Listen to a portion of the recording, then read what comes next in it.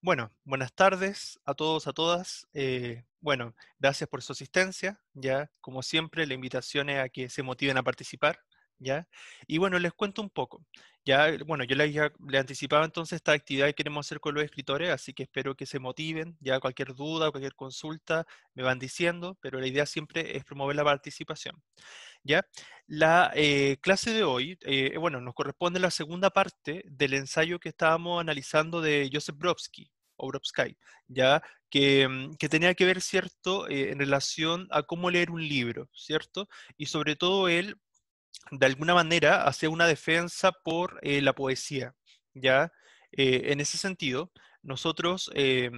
Claro, nosotros ya hemos tenido acercamientos con la poesía, sobre todo cuando vimos a Vicente Huidobro, ¿ya? Y ahora nos vamos a centrar un poco más en la poesía española, ¿ya? Él da varios ejemplos de poeta en la parte del ensayo que vamos a revisar hoy día, y si se fijaron, yo ayer les subí alguna antología. No es que tengan que leer todas las antologías, sino fue porque si se fijaron bien, yo les di un trabajo que lo subí ayer, pero es para la próxima semana. Es un trabajo bien breve. ¿Qué van a tener que hacer?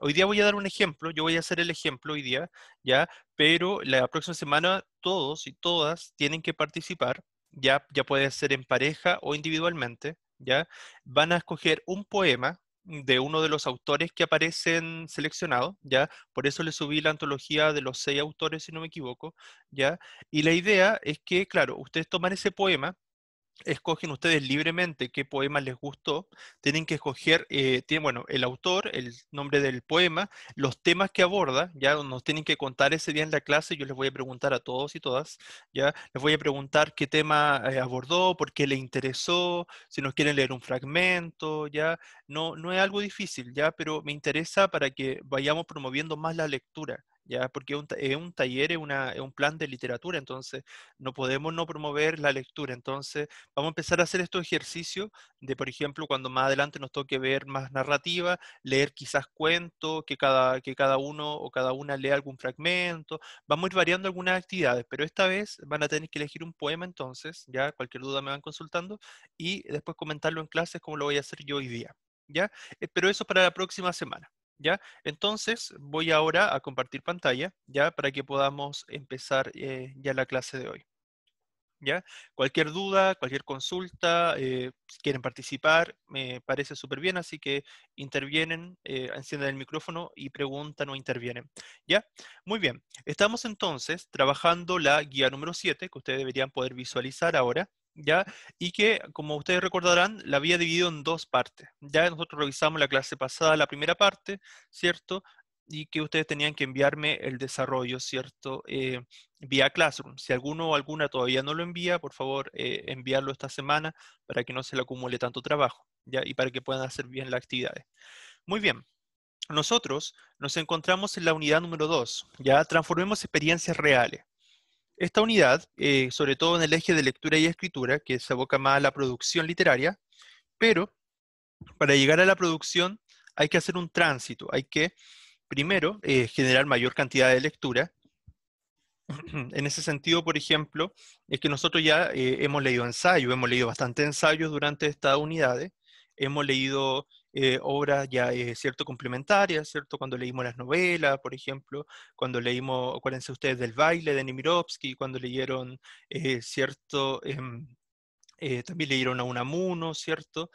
También leyeron a Vicente Huidobro en poesía, ¿verdad? Con Altazor. Entonces, justamente, nosotros hemos ido cada vez haciendo por así decirlo, una trayectoria de lectura, ¿ya? Entonces, ahora vamos a terminar de leer este ensayo y ustedes después ya la próxima semana van a hacer la actividad de la lectura de poemas y el comentario de poemas, ¿ya? Entonces, ya con eso, ya ustedes van a poder ser capaces de crear sus propios textos o van a tener más herramientas, ¿ya? Pero por eso era importante ser capaces de hacer este tránsito de lecturas primero, ¿ya?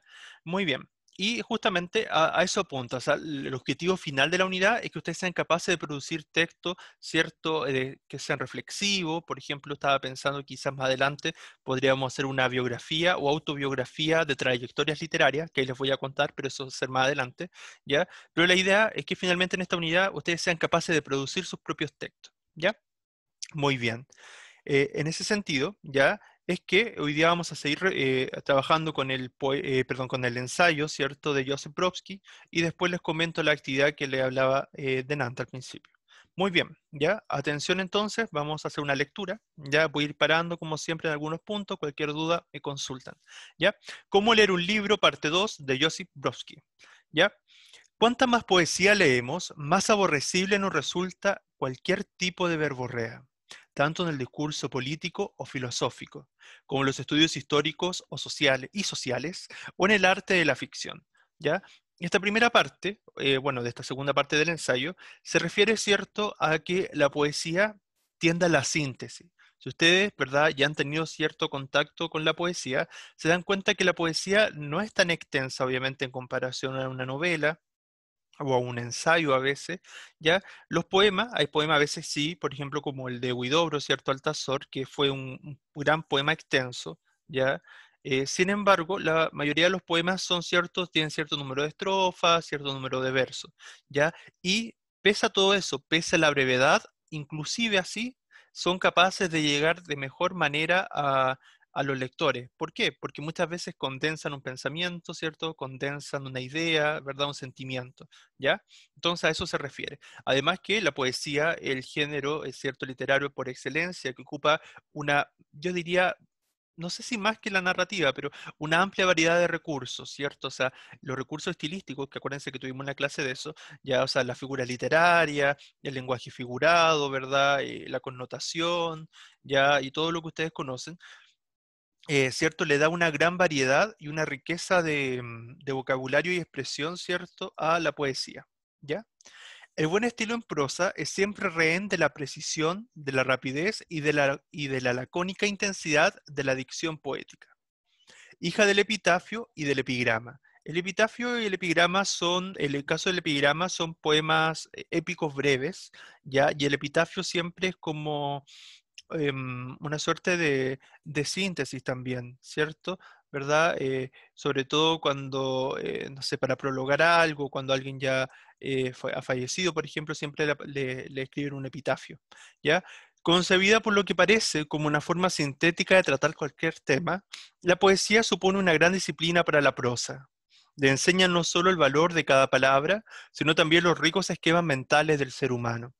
¿Cierto? O sea, a través de la poesía nosotros podemos acceder muchas veces a lo más profundo del ser humano, a la interioridad, ¿cierto?, de nosotros. O sea, si a ustedes les gusta la poesía o han escrito alguna vez un poema, se imaginarán, ¿cierto?, sabrán que nosotros somos capaces de llevar todo ese sentimiento, todo lo que sentimos, ¿cierto?, a través de canalizarlo, ¿cierto?, a través de la escritura, ¿ya? Bueno, los que saben o las que saben, ¿cierto? A mí me gusta mucho escribir, quizá a veces uno no tiene todo el tiempo que quisiera, pero claro, o sea, yo siempre para mí, yo escribo, bueno, escribo desde muy pequeño, pero mi fuerte en la parte escritural, sobre todo comenzó más o menos a la edad de ustedes. Yo entre los 15, 17 años, bueno, a los 15 años empecé a escribir muchos cuentos, pero a los 17 empecé a acercarme a la poesía. Y desde ahí en adelante, bueno, yo he publicado 2 libros de poesía, entonces de ahí en adelante no he parado. O sea, para mí la poesía está muy presente, es uno de los géneros literarios que más me fascina en realidad, porque te permite mucha libertad de expresión, uno nunca deja de aprender, entonces es bien interesante. Encuentro que una de es uno de los géneros que más te puede marcar es la poesía, así que siempre la invitación a leer más poesía. ¿Ya? Muy bien. Le enseña entonces no solo el valor de cada palabra, sino también los ricos esquemas mentales del ser humano. Entonces, como decíamos, las posibles alternativas a la composición lineal, la habilidad de omitir lo obvio, el subrayado del detalle, la técnica del anticlímax. Por encima de todo, la poesía despierta en la prosa el ansia metafísica, o sea, de ir más allá de lo real. Acuérdense, piensen de nuevo en Huidobro, esto que decía él, de que la poesía era capaz de crear mundos nuevos, ¿verdad? Como él estaba dentro del contexto del creacionismo. Que distingue la obra de arte de las meras bellas letras, reconozcamos, sin embargo, que en este aspecto concreto la prosa ha demostrado ser un alumno más bien perezoso, o sea, que de alguna manera la poesía sigue estando por encima, ¿cierto? Por lo menos como lo ve este autor, de la narrativa, por lo que él señala. Por favor, no se me malinterprete. No pretendo desacreditar la prosa, o sea, la narrativa. Lo que ocurre es que la poesía es más antigua que la prosa. O sea, si ustedes saben, por historia, me imagino, historia literaria al menos, ¿ya? Es que las civilizaciones más antiguas, ¿verdad? La Grecia antigua, Roma, ¿cierto? La Babilonia, los egipcios, ya, entre otras culturas, bueno, acá los mayas, los aztecas, los incas, cultivaban la poesía. La poesía nació muy cercana también al género épico, porque la poesía que existía en esas generaciones, esas civilizaciones, perdón, era una poesía más bien épica, una poesía que hablaba de héroes, de grandes batallas, de grandes hazañas. Y como en esos tiempos la mayoría de la gente, salvo algunos escribas y gente más de alta sociedad, por así decirlo, de la aristocracia, salvo ellos y los reyes, ya la mayoría de la población era analfabeta, no como ahora, ¿cierto? Entonces, claramente, ¿cómo se hacía para difundir la historia si las personas no sabían leer ni escribir? Bueno, se difundía de manera oral y la mejor forma de expresarlo de manera oral era de la poesía recitada. Ahí por eso los griegos tenían los aedos o cantores que estaban en las plazas públicas, que imagino que ustedes, por ejemplo, después lo han escuchado como juglares, los juglares que estaban en la Edad Media. En la Edad Media reciben el nombre de juglares, que eran los que, estos como poetas o cantores, que se ponían con sus instrumentos musicales a recitar hazañas de héroes, ¿cierto? Bueno, pero en la Grecia antigua se llamaban aedos, y así reciben nombre en distintas tradiciones, ¿ya? Entonces, claro, históricamente la poesía es más antigua, oralmente, nace oralmente primero, antes de la escritura, ¿ya? Que es cierto que la narrativa, ¿ya? Y, por ejemplo, si usted alguno ha escuchado o ha leído, ¿cierto? De la Odisea, por ejemplo, de la Ilíada, todo eso... poema épico, por así decirlo, como el nombre lo dice, estaban escritos en verso, ya originalmente, que ahora nos llegue en narrativa es otra cosa, pero en realidad estaban escritos en verso, ¿ya? Muy bien. Entonces, lo que ocurre es que la poesía es más antigua que la prosa y por tanto ha recorrido una distancia mayor. La literatura comenzó con la poesía, con la canción del hombre nómada, ¿cierto? De este hombre que, ustedes saben, ¿cierto? Se desplazaba de un lado a otro antes de ser sedentario, ¿cierto? Que antecede a los garabatos del hombre sedentario. Los garabatos se refiere, por así decirlo, a estas primeras pinturas rupestres, ¿cierto? Del arte. Y aunque en algún lugar he comparado la diferencia entre poesía y prosa con la existente entre la aviación y la infantería, ¿cierto? O sea, para comparar los niveles o diferencias de una y otra. Lo que ahora sugiera nada tiene que ver con la jerarquía o los orígenes antropológicos de la literatura. Solo intentó ser práctico y ahorrarles a su vista y a su cerebro un gran número de lecturas inútiles. La poesía, podría decirse, fue creada a este propósito, pues constituye un sinónimo de economía. Así pues, lo que uno debería hacer sería repetir, aunque a pequeña escala, el proceso que tuvo lugar en nuestra civilización durante 2 milenios. Bueno, inclusive mucho más, ¿verdad? Porque hay culturas mucho más antiguas, o sea, la poesía por lo menos tiene 3000 años de antigüedad, por lo menos, ¿ya? Es más sencillo de lo que parece, pues el corpus poético resulta muchísimo menos voluminoso que el de la prosa. O sea, claro, o sea, las novelas, por ejemplo, tienden a ser por 1000 veces casi, bueno, una exageración igual, pero es cierto, más extensa que un poema, o sea, o cierto, pero aún así, claro, son distintos objetivos. Y más aún, si lo que interesa es la literatura contemporánea, miel sobre hojuelas. Claro, o sea, las personas si analizamos más para mal que para bien, no tienden a leer tanta poesía quizás como en otra época. Ya actualmente las personas tienden a leer más novelas, más microcuentos, más historias. Sin embargo, yo creo que es preciso volver a recuperar el valor de la poesía. ¿Ya?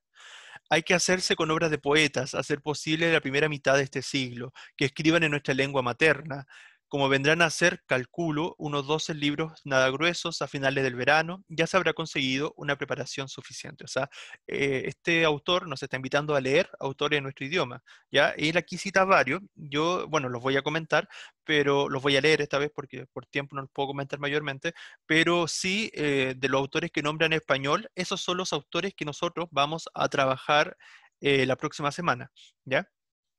Y además yo les voy a preparar una presentación para que conozcan también y la puedan revisar un poco más de estos autores. Si la lengua materna es el inglés, yo recomendaría leer a Robert Frost, Thomas Hardy, James Eliot, Auden, Marian Moore y Elizabeth Bishop. ¿Ya? Si alguno o alguna lee en inglés, ya que yo, por ejemplo, el primer libro, o sea, bueno, Romeo y Julieta lo leí en inglés porque a mí me gusta igual, me gustan los idiomas, ya no lo leí completo, pero sí leí dentro de lo que podía traducir, ya, y después los que han leído, las que han leído Orgullo y Prejuicio, ya, y Sensatez y Sentimiento, bueno, y bueno, Harry Potter también lo leí en inglés, o sea, esos tres últimos libros los leí en inglés también, ya. Pues bueno, eso fue en un plan porque, en el plan de que yo quería mejorar mi idioma, quería mejorar el inglés, entonces me atreví a leer libros en inglés y libros que me gustaban, ¿ya? Si a alguno le gusta el inglés o a alguna le gusta el inglés, les sugiero que podrían conocer a lo mejor algunos de estos escritores, algunos son poetas, ¿ya? Puede que les llame la atención, ¿ya? Bien. Si se trata del alemán, a Rainer Maria Rilke, Georg Trakl, Peter Höschel y Gottfried Benn. Si es español, una buena selección incluiría a Antonio Machado, Federico García Lorca, Luis Cernuda, Rafael Alberti, Juan Ramón Jiménez y Octavio Paz. Si es el polaco, o simplemente si se conoce esta lengua, lo cual supondría una gran ventaja, pues la poesía más extraordinaria de este siglo está escrita en polaco. Me gustaría mencionar los nombres de Leopold Staff, Czesław Milosz, no sé si los voy a pronunciar bien, pero dice Siniew Herbert y Wisława Szymborska. Si es el francés, por supuesto, a Guillaume Apollinaire, Jules Supervielle, Pierre Reverdy, Blaise Cendrars, algo de Paul Eluard, un poco de Aragon, Víctor Segalen y Henri Michaud. Si es el griego, habría que leer a Constantino Cavafis. De todos estos autores que se están nombrando acá, no se asusten, no nos vamos a ver en profundidad ahora más que los de español, pero sí, si alguno o alguna le interesa, podría buscar un poco de estos autores porque son bien interesantes y están prácticamente todos traducidos al español, así que, porque todos estos autores son de renombre internacional, así que están todos traducidos y se pueden leer su obra. Ya, Constantino Cavafis, Giorgio Seferis, Jenny Ripsos. Si es el holandés, debería leerse a Martinus Nijhoff, en especial su deslumbrante obra A Waiter. Si es el portugués, habría que leer a Fernando Pessoa, quizás a Carlos Drummond de Andrade. Si se trata del sueco, léase a Gunnar Ekelöf, Harry Matterson, Tomás Strassauer, me imagino que será. Si es el ruso, hay que conocer como mínimo a Marina Tsvetaeva, Osip Mandelstam, Anna Akhmatova, Boris Pasternak, Vladislav Hadasevich, Velimir Lepnikov, Nikolai Kliop. ¿Ya? En el caso del italiano resultaría imprudente por mi parte sugerirles a ustedes algún nombre, y si menciono a Quasimodo, Saba, Ungaretti y Monteil, es simplemente porque llevo mucho tiempo queriendo reconocer mi gratitud y mi deuda a estos cuatro grandes poetas cuyos versos han ejercido una influencia crucial en mi vida. ¿Ya? Y me alegra poder proclamarlo aquí en suelo italiano. Recuerden que el contexto de este discurso que estamos leyendo, de este ensayo, ya era en una celebración de una feria del libro, ya donde participó este autor y expuso esto, ya por eso es que él nombró todos estos autores, porque se supone que las personas que lo estaban escuchando en esa conferencia, en esa charla que él dio, eran personas que le interesaba la lectura y querían conocer más de autores. Entonces él nombra eso para que las personas también pudieran, cierto, conocer más de mayor variedad de autores. ¿Ya? Bien, si alguno de ustedes, tras familiarizarse con la obra de cualquiera de estos autores, se les cae de las manos alguna obra en prosa que hayan empezado a leer, la culpa será del autor. Si continúan leyéndola, el mérito será del autor, pues eso significará que tiene algo que añadir a las verdades que sobre la existencia humana aportaron los grandes poetas antes mencionados. Todos los libros, todos los autores, perdón, que nombró anteriormente eran poetas, ¿ya? Sin embargo, algunos también escribieron narrativa. ¿Ya? O como mínimo quedará demostrado que este autor no es redundante, que su lenguaje literario presenta vigor estilístico suficiente. Si siguen leyendo, aunque el libro no presente tales cualidades, significará que la lectura para ustedes, claro, que la lectura para ustedes es una adicción incurable y comparada con otras adicciones no parece esta la peor. Permítanme esbozar ahora una caricatura, pues las caricaturas acentúan lo esencial. Imagínense a un lector cuyas dos manos sostienen sendos libros abiertos, o sea, por ejemplo, libros de novela. En la izquierda una colección de poemas, bueno, acá lo ejemplifica así, claro, y en la derecha un volumen en prosa. Veamos cuál deja caer primero. Podría, por supuesto, cargar ambas manos de libros en prosa, pero no le serviría para formarse un criterio. Y por supuesto, podría preguntarse cómo distinguir la buena poesía de la mala, y quién le asegura que lo que sostiene su mano izquierda merece algún interés. Acá me detengo un poco porque acuérdense que nosotros vimos los clásicos, vimos también los bestsellers, vimos también ¿por qué leer, en este caso, leer o no un libro? O sea, acuérdense que a veces hay ciertos criterios que nos permiten como identificar la buena de la mala literatura. Sin embargo, yo creo que a veces no es tan preciso censurar, y como si no me equivoco, el mismo autor lo ejemplificó la vez pasada. Claro, él planteaba que a veces es bueno conocer por contraste algo quizás que no es tan bueno, pero al menos te puede llegar algo para identificar finalmente lo bueno en literatura. ¿Ya?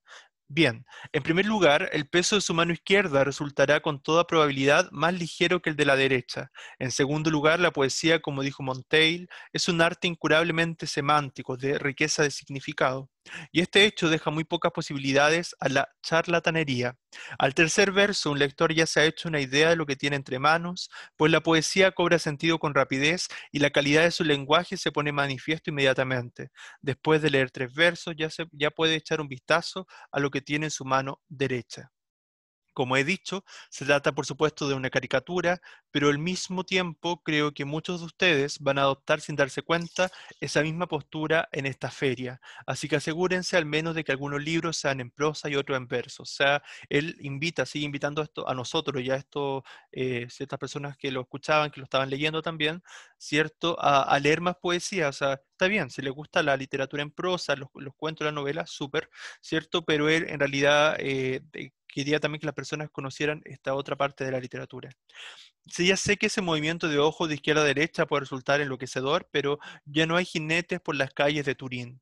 ¿Cierto? Acuérdense que esto era en Italia, ahí está dando el discurso. Y la visión de un cochero azotando su caballo no agravará el estado en que se encontrarán ustedes al abandonar este recinto. Además, dentro de 100 años, poco importará que alguien esté loco o no lo esté, cuando el número de los habitantes de la Tierra supere con creces el de las letras negras de todos los libros de esta feria juntos. Así pues, nada les impide probar el pequeño truco que acabo de sugerirles, ¿cierto? Y así termina este ensayo. Bien, ¿qué les pareció muy difícil o algo que le haya llamado la atención de este ensayo? ¿Algo que quieran comentar? ¿Algo que quieran decir? ¿Aportar? ¿Algún comentario? Les recuerdo que acuérdense que se está pasando asistencia, así que las que puedan anotar su nombre en el chat para que me quede registrada la asistencia igual, ¿ya? Sus nombres. Bien, ya, esto sí quiero que lo comentemos. Como les dije, les voy a dar un ejemplo para lo que tenemos que hacer la próxima semana. Como les decía, de los autores que se nombraron, de los que yo subí las ontologías ayer, ustedes escogen individualmente o en parejas un solo poema, uno solo.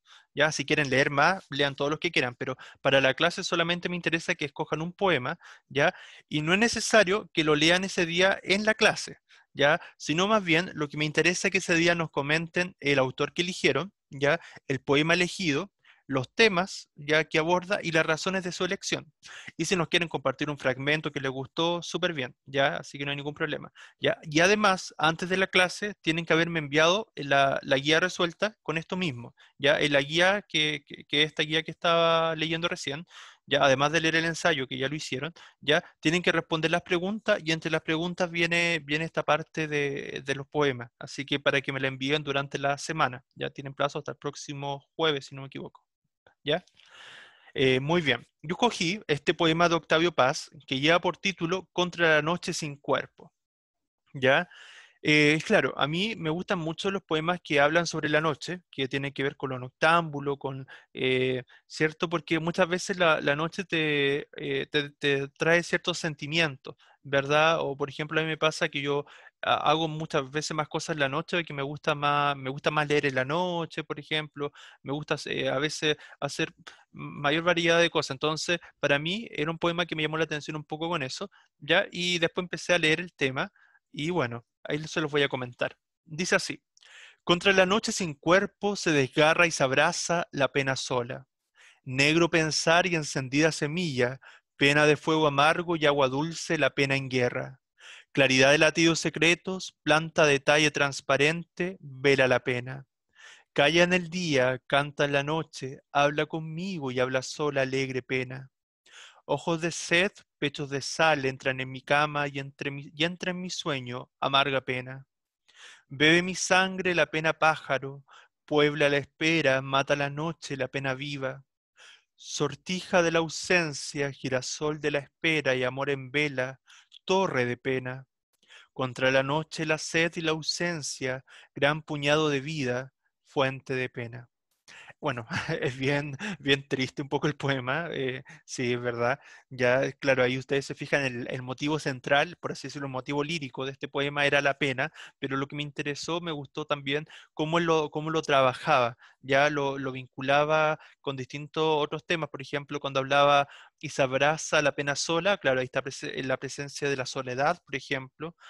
También está la presencia, por ejemplo, de los sueños, de la amargura, perdón. Por ejemplo, cuando dice, ojos de sed, pechos de sal, entra en mi cama y entra en mi sueño, amarga pena. Claro, ahí mezcla la amargura, el sueño, lo onírico, claro, relacionado con la noche, ¿ya? La ausencia y la espera, si se fijan, en un momento hablaba de quizá la ausencia de alguien o algo lo hizo, le generó esta pena, esta nostalgia, ¿cierto? Ya, porque en un momento dice que está como en una espera de algo o de alguien, ¿ya? Claro, y después dice sortija de la ausencia, girasol de la espera, entonces ahí por contraste, como por antítesis, ¿ya? Ocupa muchas antítesis en este poema, ¿ya? Por ejemplo, claridad de latidos, eso sería una sinestesia, por ejemplo, porque la claridad tiene que ver con lo visual y los latidos, claro, no tiene que ver con tú lo puedes sentir, eh, pero no lo puedes ver, ¿ya? Eso, el tema de la noche, ¿cierto? Y por los sentimientos que despertaban, ¿ya? Más o menos, algo así quiero que hagan la próxima clase, de que ustedes comenten un poema, cuenten por qué lo eligieron, ¿ya? Esa es la actividad que vamos a hacer durante la próxima semana. Y la semana subsiguiente, la idea es que hagamos el encuentro con los escritores. Bien, ¿alguna duda, algo que quieran comentar? ¿Qué les pareció el poema? ¿Qué les parece la actividad de la próxima semana? ¿Alguna duda, algo que quieran comentar? Ujú. Chicas, ¿algo que quieran decir, algo que quieran comentar? ¿Algún aporte?